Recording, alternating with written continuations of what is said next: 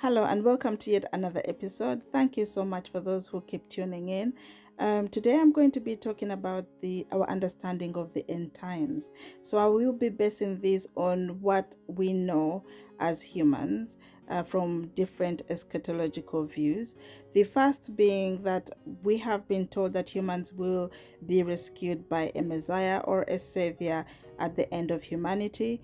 There are other religions that say humans will evolved back into the earth depending on how they behaved and what they were doing. Other religions say you come back, maybe like you might be a cow, you might be another living organism.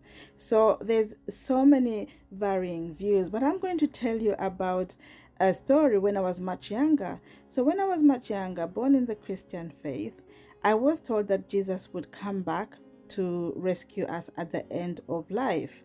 So I was very obedient, wanting to be part of the people that would be rescued. However, somewhere along the way, it was then the views about the end of life changed a little bit, where it was said that Jesus would first come back in the first return to take those who have been good or obedient, and those who will have stayed behind will face years of tribulations before Jesus then comes back again for everybody. Now, after a while, I stopped hearing the first version, which said Jesus would come in the end. And I thought that it was me who was much younger and confused. But as I was doing my search on religions and what and how and the way we believe and the beliefs that are out there in the world, I then discovered that actually the version of Jesus coming first for the good ones and then coming back for everybody else was a version that was relatively new. It came in towards the 19th century. And the man that coined this new thought of the rapture, his name was John Nelson Darby. So he was the one that introduced our understanding today of the rapture as Christians, that Jesus would first come for those who had been good. And so in moving, and I find this very interesting because I keep saying that culture informs religion and religion informs culture. So very quickly, this version has taken root. Now, let's compare this to the science that we have learnt in school. Now, science tells us that the human body is made up of elements. Literally every aspect of our bodies, the organs that we have, the hair, the skin, everything, the eyes are made from elements.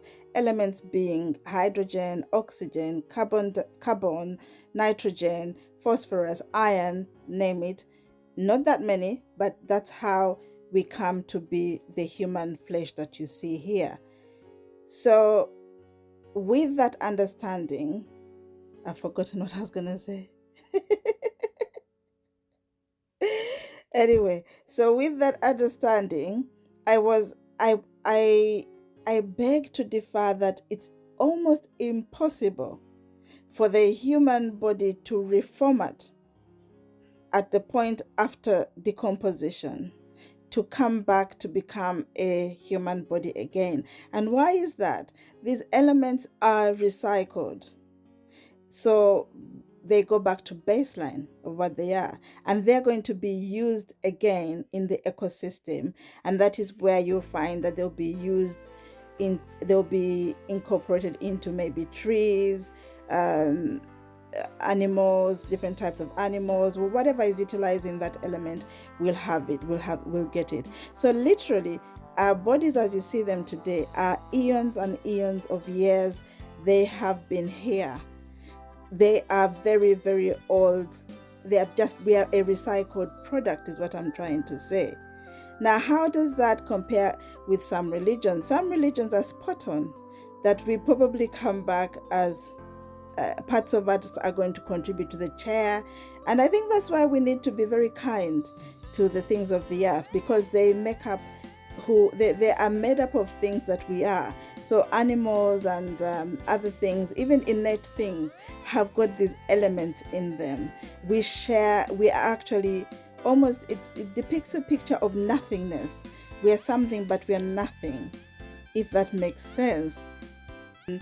But perhaps what remains to be explained is consciousness.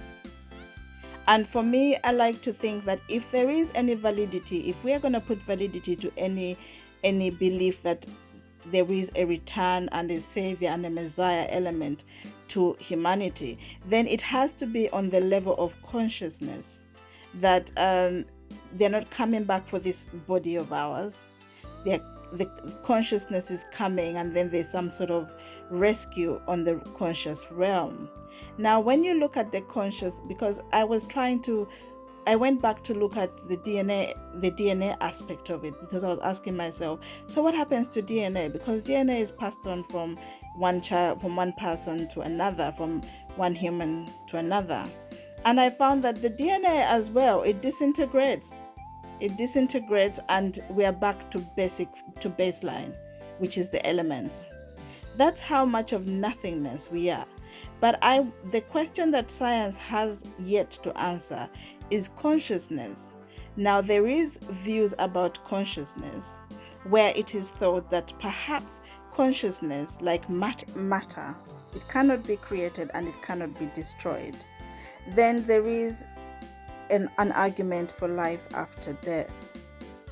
And that is something that I cannot dispute at this time, because if basic elements are neither created nor destroyed, then it is possible that consciousness operates in the same manner. And what that means for us is, how is consciousness playing a role in who I am and who you are and what you believe fundamentally. And I think consciousness is influenced by your surrounding, what you have been taught, and your beliefs. And this would explain why there's so many beliefs that it's almost impossible to categorize beliefs as truth or non-truth, or beliefs as more superior over others, because what is informing your consciousness is coming from within your surrounding.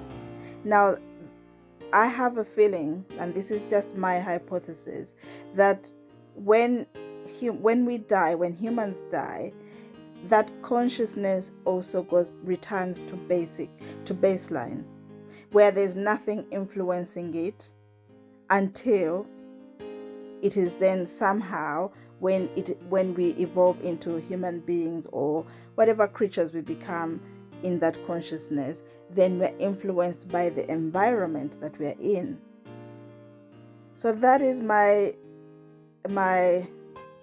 understanding of the end of human life. And for me, I think it frees me a lot from the chains that religion and culture can create in us, knowing that we are something but we are nothing. And so let's be kind to each other.